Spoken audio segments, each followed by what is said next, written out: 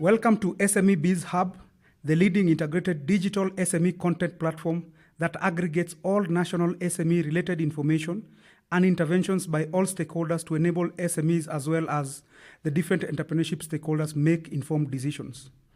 SME Biz Hub is also a policy discourse platform where we unpack and examine current SME policies as well as discuss SME policy options based on current felt challenges of SMEs and startups in Kenya. Today, we are going to explore the policy landscape of Kenya's jua kali sector, as well as provide policy options in response to challenges faced by the sector due to COVID, as well as propose interventions that will support SMEs explore short-term and long-term opportunities under the Africa Continental Free Trade Agreement.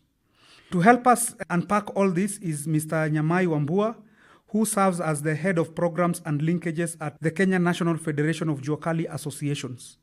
The federation is the national umbrella body that represents primary jua kali associations such as Kariakor Leather Market, Uhuru Textile Market, Kariobangi Light Industries, among others. Welcome, Mr. Wambua. Thank you very much for having me, Victor. To start us off, as a policy industry practitioner, how important is the jua kali sector to the Kenyan economy? Yeah, thank you very much once again. I think the jua kali sector in Kenya, of course, is part of the larger informal sector. We are the skilled artisans generally, or specifically the skilled artisans that are engaged in the production of various goods, which are basically manufactured goods that are made out of our own raw materials, but also we offer various types of services to different types of customers. So I think the jua kali sector is very important in our economy because we are, I think, one of the largest, if not the largest, contributor to new jobs in Kenya's national economy. So we feel that we play that role of contributing to employment. But of course, we offer very critical services that are, basically rolled out in the market, as it were, and therefore we think that we do our best in that regard.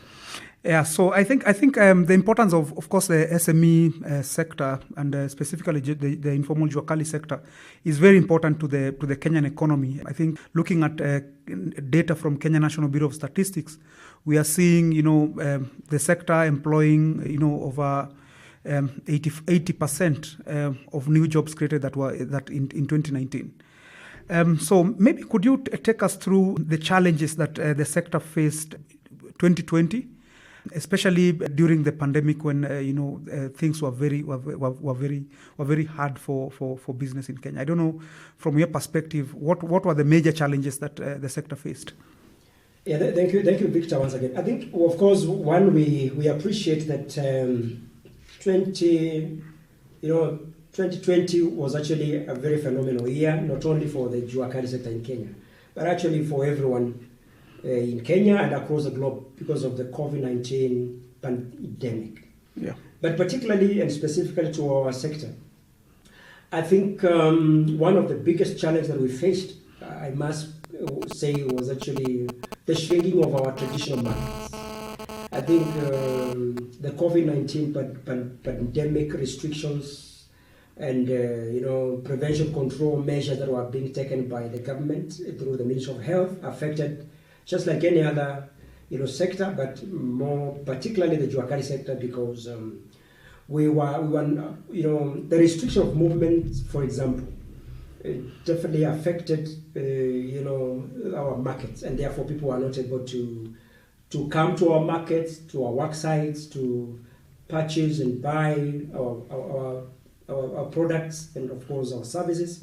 So that was one but the second one, which is very and speaks to this conversation of policy, is that the interventions that were being, taken, the measures that were being taken by the government were actually leaving the jua kali sector out.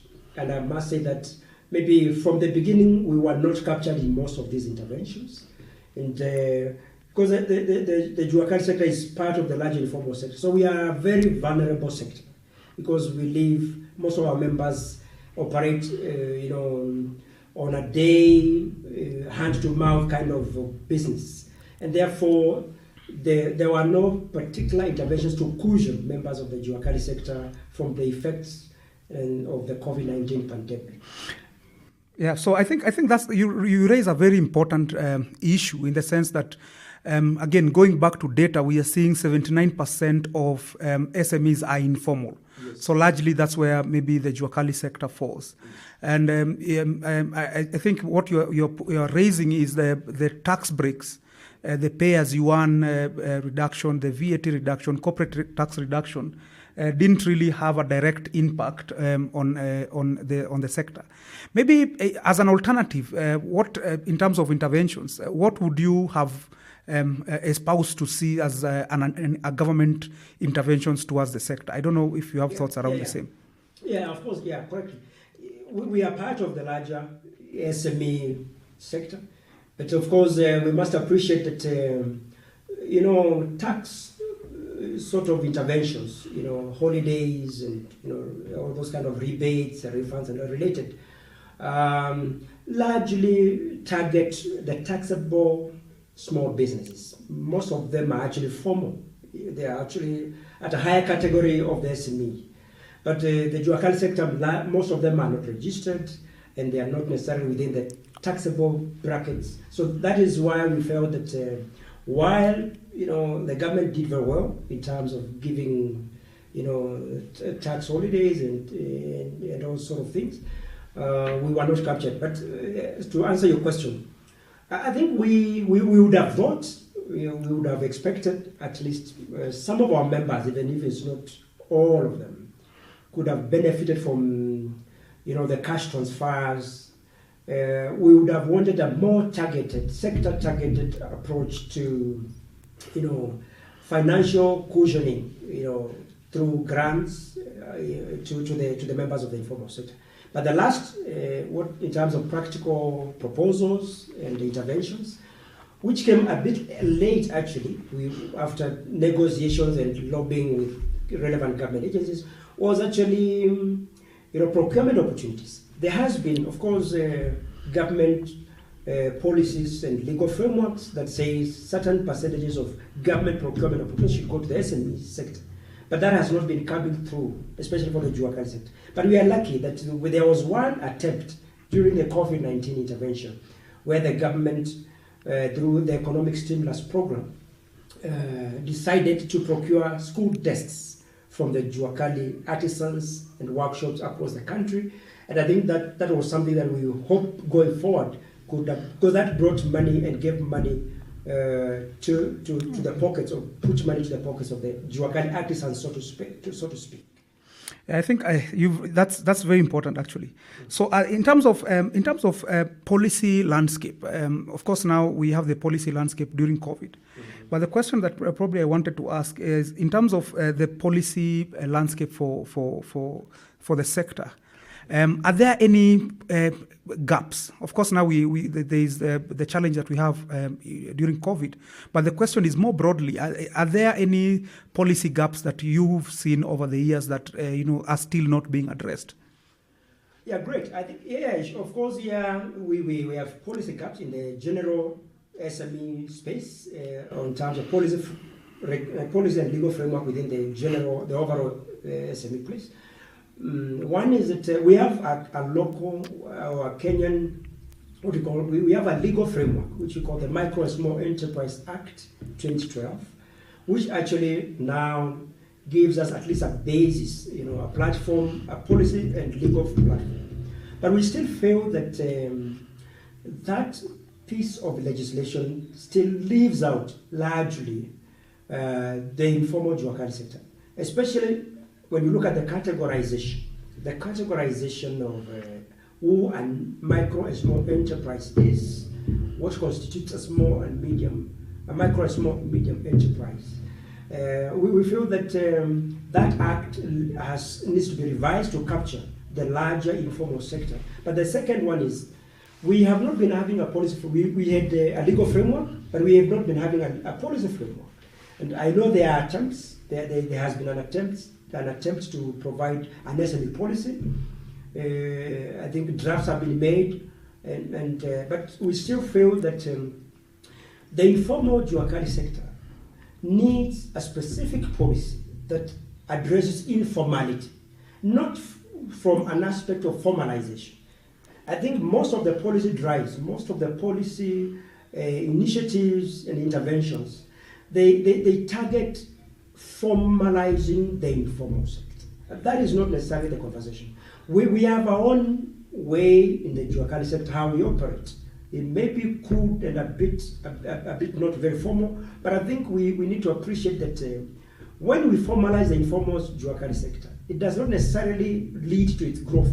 Probably it actually shrinks because it actually becomes a cost. So there's a cost of formalization as a way of probably developing or improving or supporting the informal Juakali sector. So that is a gap. I think the policy, the technocrats, have always been bringing up their own ideas about how to support from a government perspective in terms of policy the informal Juakali sector, but that cannot just be about formalizing alone. Wonderful. I think maybe even as you talk about that, I know that you are in the process of developing a framework that would see the Juakali sector collaborate with the TVET subsector. Could you maybe touch a bit on that and maybe using it or basing it as an example of how the Juakali sector can actually work in the current state they are to ensure that they are able to collaborate and grow the sector? Yeah, thank you, Victor. Once again, just to give you a background, why we thought that a framework of collaboration between the Juakali sector in Kenya and the TVET subsector is very important. Has been informed by one of the gaps that we saw in the sector towards its growth, and that is actually skills development. I think most of our members who are basically artisans needed to acquire new skills. They needed to modernize their skills, technical skills for that matter, but also entrepreneurial skills.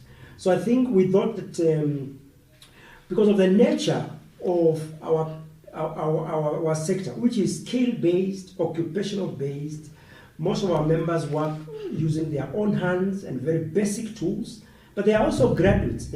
Most of them are actually former graduates of TVET institutions in this country, especially the vocational training centers.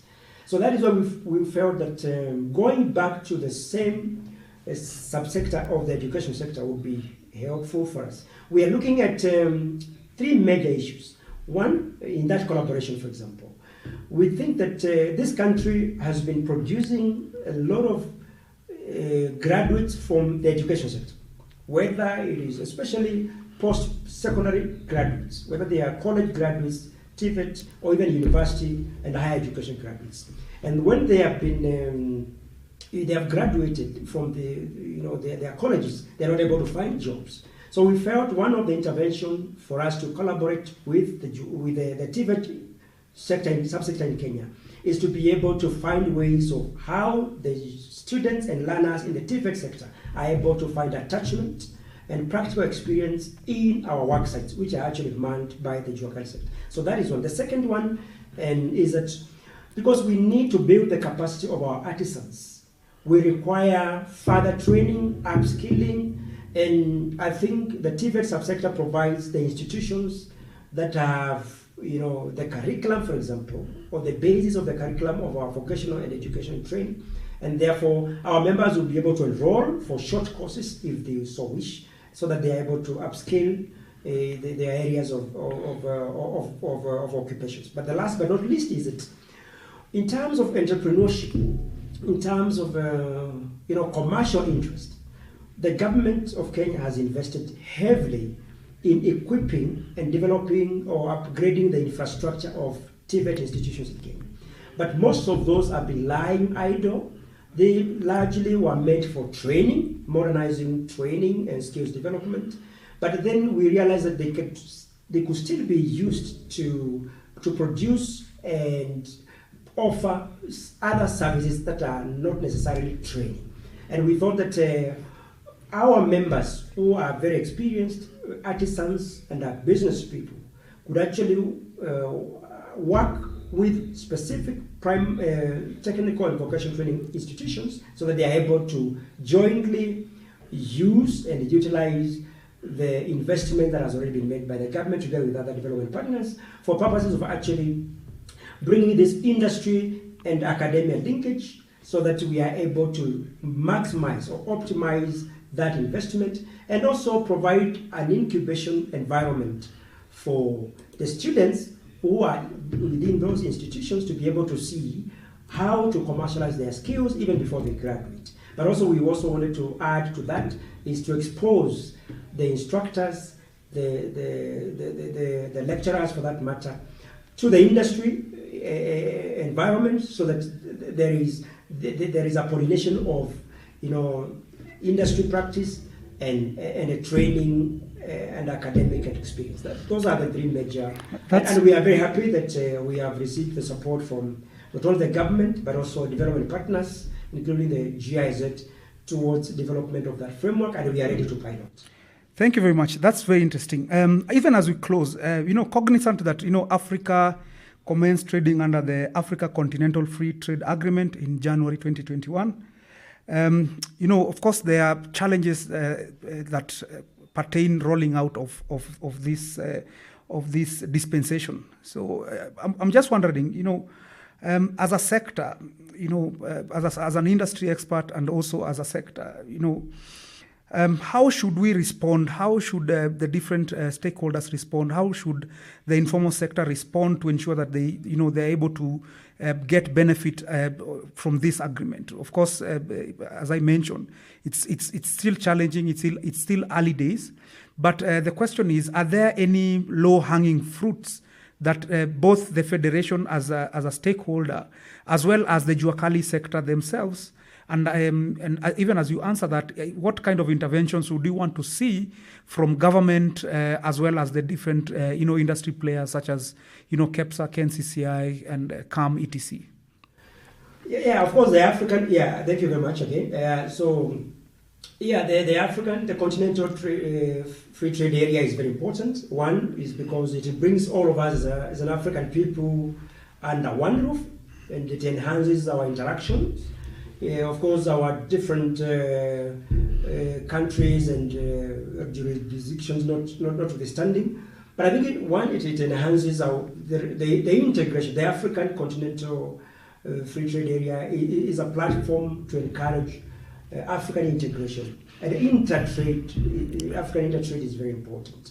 Intertrade. But the second, and which is very particular and specific to us as members of the Juakali sector, this brings together a 1.2 billion worth of a market, so to speak, and it enhances cross-border trade. I think it becomes easier for us, for example, if we are Kenyans, and for that matter, artisans in the Juakali sector in Kenya, to trade with counterparts in other countries. We have already been doing this, by the way, but I think we feel that the African Continental Free Trade Area enhances, and we can build on, for example, within the East African community, we have been running a regional trade fair for the last over 15 years. It's called the East African Community Juakali Nguvukazi Exhibition, which is an annual event funded jointly by the East African member states, community member states.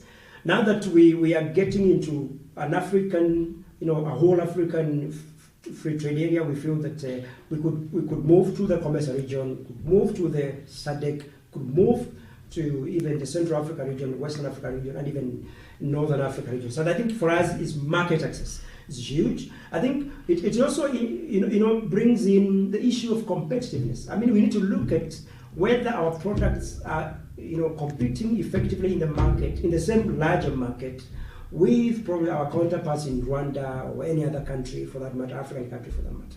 But the last but not least for me is to say that I think, and I agree with you, it's still very early. I think we need to look at every country, every member state, how to domesticate and how to take advantage of the free trade area agreement that has already been kicked off, so that we look at what environment here in Kenya can be put in place in terms of policies to provide the movement of goods and services from one country to another.